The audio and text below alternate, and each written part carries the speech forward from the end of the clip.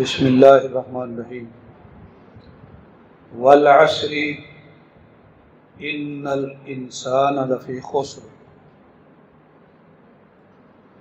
زمانے کی قسم، بے شک انسان خسارے میں ہے، سوائے ان لوگوں کے جو ایمان لائے اور جنہوں نے نیک عمل کیے، ایک دوسرے کو حق کی تبلیغ کی اور صبر کی تلقین کی۔ یہ صورت مبارکہ مکی صورت ہے۔ عصر کا معنی زمانہ بھی ہے، عصر کا معنی نماز عصر بھی ہے۔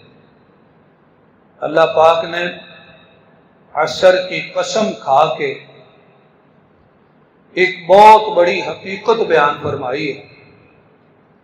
فرمایا سارے انسان خسارے میں ہیں، سوائے ان کے کہ جنہوں نے 4 عمل اختیار کر لیے، ایمان لائے، عمل صالح کرتے رہے، ایک دوسرے کو حق کی تلقین کرتے رہے اور اس حق پہ قائم رہے، تکلیفیں آئیں تو ایک دوسرے کو صبر کی تلقین کرتے رہے۔ لہذا اس آیت مبارکہ نے کل انسانوں کی ناکامی اور کامیابی کا اصول بیان کر دیا۔ اس لیے امام الائمہ حضرت امام شافعی رحمہ اللہ کا فرمان ہے، وہ فرمایا کرتے تھے لَوْ مَا أَنزَلَ اللَّهُ عَلَىٰ خَلْقِهِ إِلَّا هَذِهِ السُّورَةَ لَكَفَتْهُمْ، اگر اللہ پاک اپنی مخلوق پہ یہ ایک صورت نازل کر دیتے یہی کافی تھی، اس لیے کہ اس نے سب انسانوں کو کامیابی اور ناکامی کا اصول سمجھا دیا۔ اس قدر یہ جامع صورت مبارکہ ہے۔ صورت ہمزہ مکی صورت ہے، یہاں 2 لفظ آئے ہیں، ویل لکل ہمزۃ لمزہ، ہر ہمزہ اور لمزہ کے لیے بربادی ہے۔ اور قرآن پاک میں ایک جگہ پہ آتا ہے ہمازٍ مشاء بنمیم، وہ بھی یہی مفہوم رکھتا ہے۔ ہمزہ اور لمزہ کا مطلب ہے وہ لوگ جو اہل ایمان کو تکلیف پہنچائیں، اپنے ہاتھ کے اشارے سے، آنکھ کے اشارے سے یا زبان کے اشارے سے، ان کے لیے بڑی بربادی ہے۔ اس لیے کہ یہ دین خیر خواہی کا نام ہے، اس میں کسی کو تکلیف پہنچانا، عیب لگانا، لوگوں میں بیٹھے ہوئے آنکھ کا اشارہ کر دینا، اس کے دل میں پریشانی آئے، یہ قطعاً منع ہے۔ اور رسول اکرم صلی اللہ علیہ وسلم نے یہ بھی فرمایا کہ اگر ایک بندہ لاٹھی رکھتا ہے اپنے ساتھ سہارے کے لیے، وہ کہیں مجلس میں بیٹھا ہوا ہو، تو رسول اکرم صلی اللہ علیہ وسلم فرماتے ہیں کوئی بندہ اس کی لاٹھی مذاق میں بھی نہ اٹھائے کہ وہ بعد میں پریشان نہ ہو جائے۔ اس لیے اہل ایمان کو جو نقصان پہنچانا ہے کسی طرح زبان یا ہاتھ کے اشارے سے منع فرمایا۔ پھر فرمایا کہ یہ وہ لوگ ہیں جو مال بھی جمع کرتے ہیں اور سمجھتے ہیں کہ مال ہمیں ہمیشہ رکھے گا، حالانکہ انسان کو ہمیشہ اس کا کردار رکھتا ہے، مال نہیں۔ جب بندہ گیا اس کے ساتھ اس کا مال بھی گیا۔ قارون دنیا میں مال کے اعتبار سے ضرب المثل ہے، قرآن فرماتا ہے ہم نے اس کو بھی اور اس کے سارے خزانوں کو زمین میں دھنسا دیا۔ باقی رہتا ہے انسان کا کردار، انسان چلا جاتا ہے۔ فرمایا یہ سمجھتے ہیں کہ مال کی وجہ سے ہم ہمیشہ رہیں گے، ہمارا نام رہے گا۔ حضرت ابراہیم علیہ السلام کی دعا اللہ تعالیٰ نے ایک جگہ پہ ذکر فرمائی ہے کہ وَاجْعَلْ لِي لِسَانَ صِدْقٍ فِي الْآخِرِينَ، اللہ میرے بعد والوں میں میرے لیے سچی زبان پیدا فرما۔ اس کا مطلب مفسرین نے یہ بیان فرمایا کہ کوئی بندہ یہ خواہش کر سکتا ہے کہ میرے بعد میرا ذکر خیر باقی رہے، لوگ اچھے لفظوں میں ذکر کریں، میرے لیے دعائے خیر کریں۔ ایسا نہ ہو کہ ادھر سے بندہ گیا، خبر پھیلی تو ہر کہنے والا کہہ رہا اچھا ہوا مر گیا، جان چھوٹ گئی۔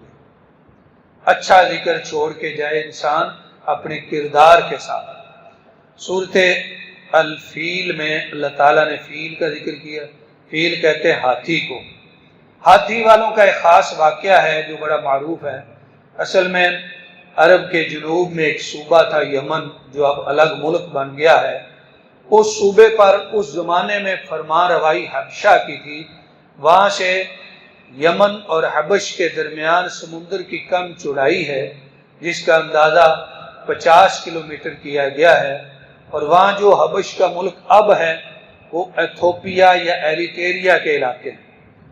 وہاں سے یمن پہ حکومت کی جا رہی تھی، تو وہاں سے ایک گورنر آیا یمن میں، اس کا نام تھا ابرہہ۔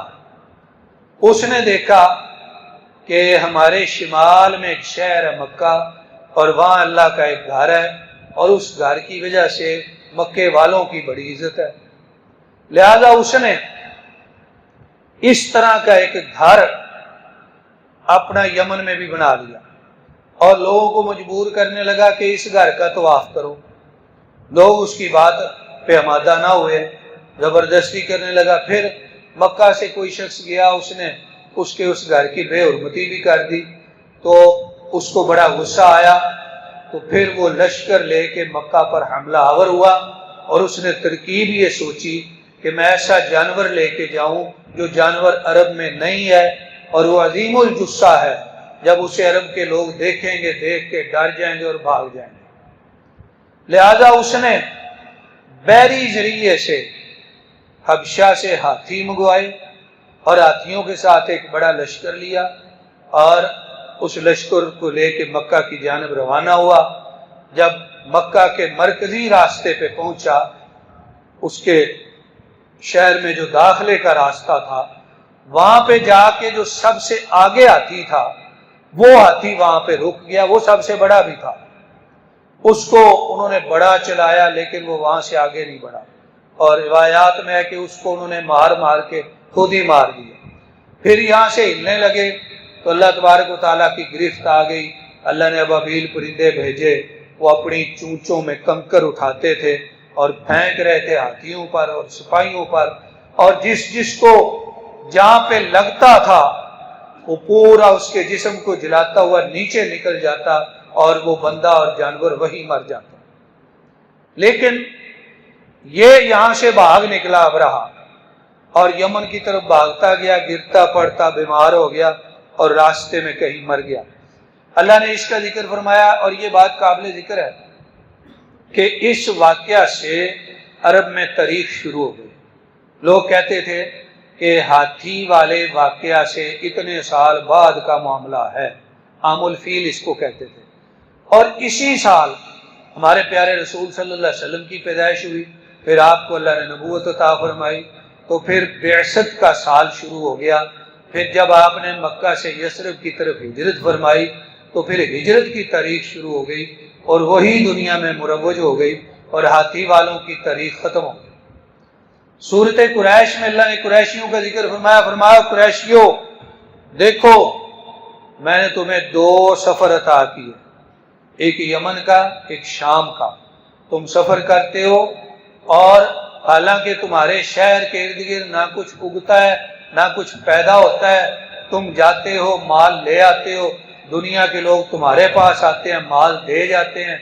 دیکھو اللہ تمہیں یہاں شہر میں بیٹھے ہوئے رزق بھی پہنچا رہا ہے، اللہ تمہیں امن بھی دے رہا ہے، لہذا تمہارے لیے تو یہ درست نہیں ہے کہ تم میرے نبی کی مخالفت کرو، تمہیں چاہیے کہ نبی کریم صلی اللہ علیہ وسلم کی پیروی کرو، اور کعبۃ اللہ کا جو رب ہے، میں جو ہوں رب، میری عبادت کرو۔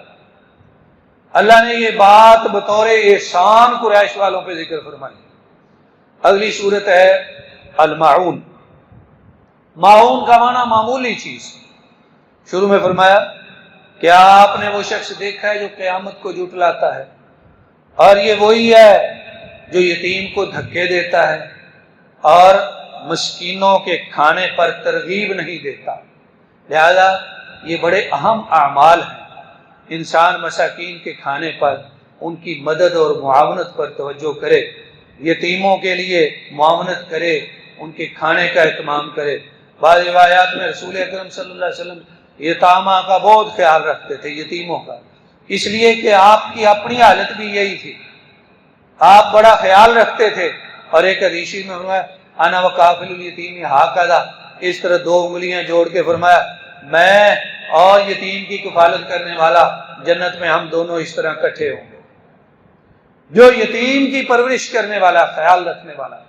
سورۃ مبارکہ کے آخر میں یہ بات بھی فرمائی کہ جو لوگ نمازوں میں سستی کرتے ہیں یا نمازوں کو ترک کرتے ہیں ان کے لیے بڑی بربادی ہے۔ پھر فرمایا جو معون سے روکتے ہیں، جس کے نام پہ سورت ہے، معون کا معنی معمولی استعمال کی چیز جو دوسروں کو دینی چاہیے اور دوسروں کو بھی چاہیے کہ خیال سے واپس کریں۔ اس کے بعد ہے سورۃ الکوثر، فرمایا اے نبی صلی اللہ علیہ وسلم ہم نے آپ کو کوثر عطا کر دیا۔ کوثر کے متعدد معانی مفسرین نے لکھے ہیں، یہاں جو تناظر میں معنی سمجھ آ رہا ہے وہ ہے آپ کے ذکر خیر کا، کہ آپ کا ذکر دنیا میں باقی رہے گا۔ رسول اکرم صلی اللہ علیہ وسلم کی 4 بیٹیاں ہوئی، چاروں کی شادیاں ہوئی، جوان ہوئی، لیکن بیٹے آپ کے 3 ہوئے، تینوں بچپن میں فوت ہو گئے۔ کافر کہنے لگے کہ ان کے بیٹے فوت ہو گئے، ان کا نام مٹ جائے گا، نسل ختم ہو جائے گی۔ اللہ نے فرمایا ان شانئک هو الابتر، اے میرے محبوب آپ کا ذکر باقی رہے گا، آپ کے دشمنوں کا نام مٹ جائے گا۔ مٹے ہیں، مٹتے ہیں، شاعر نے کہا مٹے ہیں مٹتے ہیں، مٹ جائیں گے اعداء تیرے، نہ مٹا ہے نہ مٹے گا کبھی چرچا تیرا۔ سورہ الکافرون مکی صورت ہے۔ فرمایا کہہ دیجئے اے کافرو میں اس کی عبادت نہیں کرتا جس کی تم کرتے ہو، اور نہ تم عبادت کرنے والے ہو اس کی جس کی میں کرتا ہوں۔ مفسرین نے فرمایا کفار نے ایک تجویز پیش کی کہ ہفتے میں بعض دن ہم سب مل کے آپ کے رب کی عبادت کریں اور بعض دن آپ ہمارے بتوں کی کریں، اس طرح کمپرومائز کے ساتھ مل جل کے زندگی گزاریں۔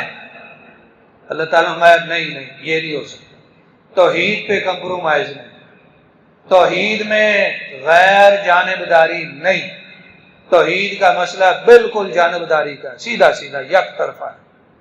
فرمایا کہہ دو کہ جس کی تم کرتے ہو اس کی میں نہیں کر سکتا، بتوں کی۔ اور وہ کہتے تھے ہم آپ کے رب کی کریں گے، فرمایا نہیں، جس کی میں کرتا ہوں تم نہیں کر سکتے، اس لیے کہ جب رب کی عبادت اس طرح ہو کہ رب کے ساتھ شریک ٹھہرایا جائے تو جو رب کریم کی عبادت ہے وہ قبول ہی نہیں ہوتی، وہ ضائع ہو جاتی ہے۔ لہذا فرمایا جس کی میں عبادت کرتا ہوں تم نہیں کر سکتے۔ اس بات کی وضاحت کے بعد سورۃ النصر میں جو کہ مدنی سورت ہے، اللہ کریم نے فرمایا جب اللہ کی مدد اور فتح آ جائے، اور اے میرے نبی صلی اللہ علیہ وسلم آپ دیکھیں کہ لوگ فوج در فوج اللہ کے دین میں داخل ہونے لگے ہیں، تو پھر آپ اپنے رب کی حمد کریں، استغفار کریں اور تسبیح پڑھیں۔ نبی کریم صلی اللہ علیہ وسلم پہلے بھی بہت تسبیح پڑھتے تھے۔ تو اس آیت مبارکہ میں یہ اشارہ دے دیا گیا کہ آپ کا اس دنیا میں کام ختم ہو گیا، ذمہ داری پوری ہو، لوگ فوج در فوج اللہ کے دین میں داخل ہونے لگے، اب آپ کی محنت اور تبلیغ کا معاملہ پورا ہو گیا، اب آپ اپنے رب کے پاس جانے والے۔ اور یہی تفسیر حضرت عمر رضی اللہ تعالیٰ عنہ نے بیان فرمائی، اور یہی تفسیر حضرت ابن عباس نے بیان فرمائی۔ بلکہ ایک دن امتحان ہو گیا، امیر المومنین حضرت عمر فاروق کی مجلس تھی، کسی نے کہا امیر المومنین یہ بچہ جو ہے حضرت عبداللہ ابن عباس یہ آپ کی مجلس میں ہر وقت رہتا ہے، ہمارے بھی اس طرح کے بچے ہیں، آپ اس کو کیوں بٹھاتے ہیں؟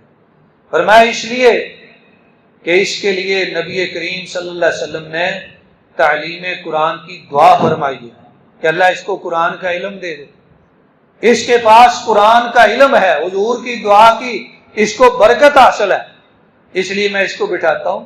کئی دفعہ قرآن کی کوئی بات معلوم کرنی ہو تو میں اس سے پوچھ لیتا ہوں، تو بعض ساتھیوں کو یہ بات صحیح سمجھ نہ آئی، ایک دن حضرت عمر رضی اللہ تعالیٰ نے فرمایا چلو تمہارا امتحان ہو جائے۔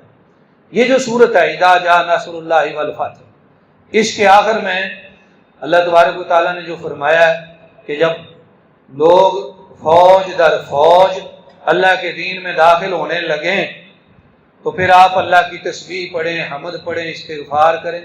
آپ پہلے نہیں کرتے تھے، اس کا کیا مطلب ہے؟ تو بعض نے کچھ جواب دیا، اکثر خاموش رہے۔ فرمایا ابن عباس تمہارا کیا خیال ہے؟ حضرت ابن عباس نے کہا امیر المومنین میں یہ سمجھتا ہوں کہ اس میں اللہ تعالیٰ نے اپنے نبی صلی اللہ علیہ وسلم کو اطلاع دے دی ہے کہ دنیا میں آپ کا کام ختم ہو گیا، آپ اپنے رب کے پاس جانے والے۔ تو حضرت عمر رضی اللہ تعالیٰ نے فرمایا میں بھی یہی بات جانتا ہوں جو تم جانتے ہو، لہذا اس میں اطلاع آ گئی۔ سورۃ اخلاص اللہ کی توحید پر مبنی سورت ہے، اور حدیث شریف میں آتا ہے کہ یہ سورت تہائی قرآن کے برابر ہے۔ اہل علم نے اس کے کئی معنی بیان فرمائے ہیں۔ ایک جو اس کا جامع معنی معلوم ہوتا ہے وہ یہ ہے کہ اگر ہم قرآن کے علوم کو جمع کریں چند اقسام میں تو 3 قسمیں بنتی ہیں۔ حضرت شاہ ولی اللہ محدث دہلوی نے تو 5 بنائی ہیں، ان سے بھی ذرا آپ اور مختصر کر لیں۔ ایک قسم ہے اللہ تعالیٰ کی صفات، توحید، اس کی قدرتیں، اختیارات۔ دوسری قسم ہے شریعت کے احکامات، اور تیسری قسم ہے سابقہ انبیاء اور اقوام کے واقعات۔ لہذا قرآن پاک کے یہ جو 3 حصے ہیں مضامین کے، ان میں سے ایک حصہ اللہ کی توحید پہ مشتمل ہے، اور اللہ کی توحید اور شان اور صفات اور اختیارات کا سارے مضامین کا خلاصہ یہ اکیلی صورت ہے۔ اسی لیے حضور نے فرمایا تہائی قرآن کے برابر ہے۔ ایک صحابی مسجد نبوی سے دور مدینہ منورہ کے ایک باہری محلے میں ایک مسجد میں امامت کراتے تھے، سورہ فاتحہ پڑھتے، ایک سورت پڑھتے، اور پھر یہ قل هو اللہ ہر نماز میں۔ بعض ساتھیوں نے کہا کہ یا تو آپ ہر نماز میں یہ پڑھنا چھوڑ دیں یا آپ امامت چھوڑ دیں۔ فرمایا میں امامت چھوڑ دیتا ہوں۔ نبی کریم صلی اللہ علیہ وسلم کے پاس معاملہ گیا، آپ نے انہیں بلایا، فرمایا کیوں پڑھتے ہو؟ کہا انی احبها لانها صفۃ الرحمن، میں اس سورت سے محبت رکھتا ہوں کیونکہ اس میں اللہ پاک کی، رب رحمان کی بڑی صفتیں ہیں۔ تو رسول اکرم صلی اللہ علیہ وسلم نے اس صحابی کو فرمایا میرے صحابی خوش ہو جا، حبک ایہا ادخلک الجنہ، اس سورت کی جو تیرے دل میں محبت ہے یہ محبت تجھے جنت میں داخل کرے گی، لہذا اس سورت کے ساتھ محبت فرمائیے، خود یاد کریں، چھوٹی سی سورت ہے، بچوں کو یاد کرائیں، بار بار پڑھیں۔ آخر میں ہے سورت فلق اور سورت الناس، مکی صورتیں ہیں نزول کے اعتبار سے، اور تعلیم و ہدایات ان کی مدینہ منورہ میں بھی آئی ہیں۔ سورت فلق کی 5 آیتیں ہیں، سورت الناس کی 6 ہیں، اور کل ہیں 11 آیتیں۔ ان دونوں کا ایک نام ہے اکٹھا، وہ ہے معوذتین۔ کئی جگہ آپ نے پڑھا ہوگا، دونوں کا ایک ہی نام ہے۔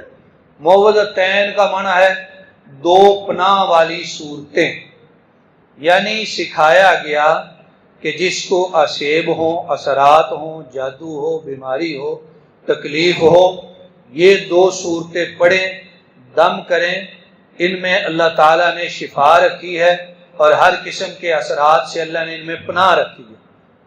یہ پناہ کی صورتیں، یہ تعلیم فرمائی گئی۔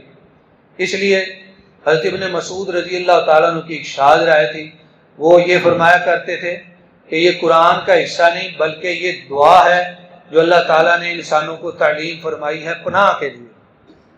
نبی کریم صلی اللہ علیہ وسلم نے انہی صورتوں کو پڑھ کے اس اثر کو زائل کیا جو آپ پر ہو گیا تھا۔ جب آپ مدینہ شریف میں گئے تو یہودیوں نے، ایک یہودی تھا اس کا نام تھا لبید بن اسم یا لبید بن اعصم، 2 طرح ہے۔ اس نے اپنی بیٹیوں کو ساتھ ملایا، وہ جادو کا علم جانتا تھا، اس نے نبی کریم صلی اللہ علیہ وسلم پہ جادو کر دیا۔ उसने कुछ धागे या बाल पकड़े और एक छोटी सी लकड़ी टहनी सी लेके उसके ऊपर लपेटा और 11 गिरें लगाई। वो 11 गिरें लगा के मदीने से बाहर एक कुआं था, बेरे ज़ीज़रवान, उसमें उसको फेंक दिया।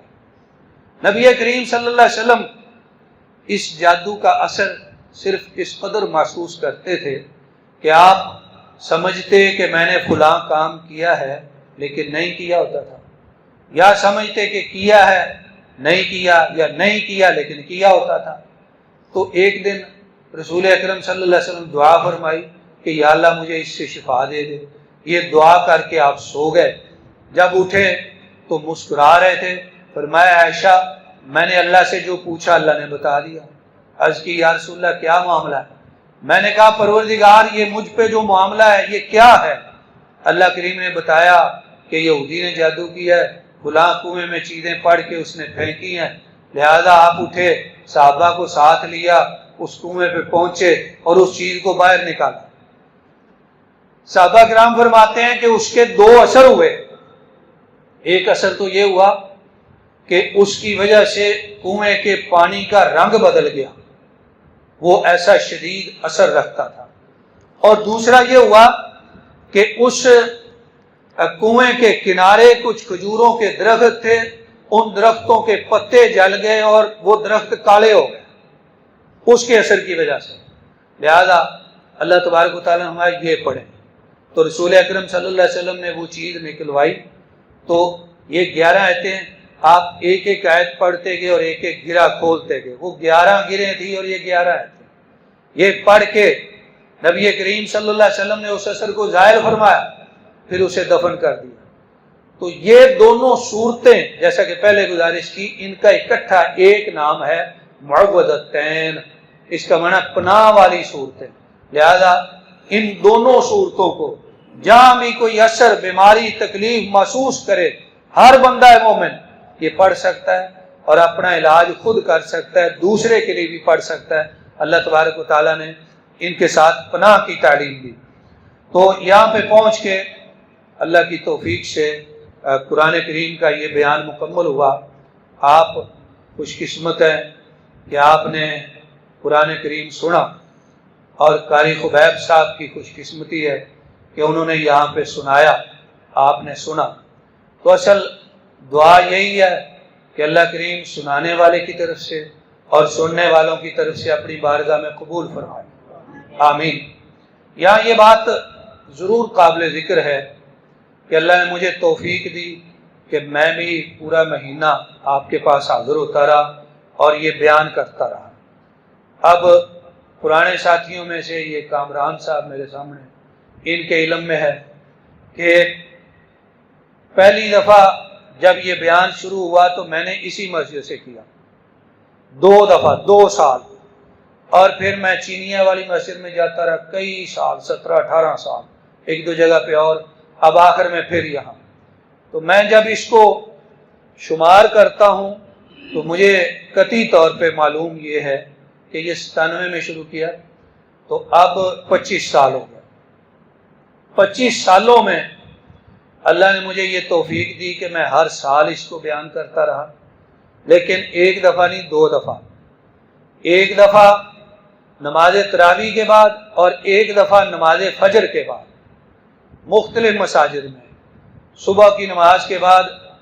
तो 22 या 23 साल तो मस्जिद नूर में, जिसमें मैं खतीब था, उसमें बयान किया, और इस दफ़ा मस्जिद अक्सा में हुआ। तो इस तरह 25 सालों में जो 2-2 दफ़ा होता है तो ये 50 मरतबा बन जाता है।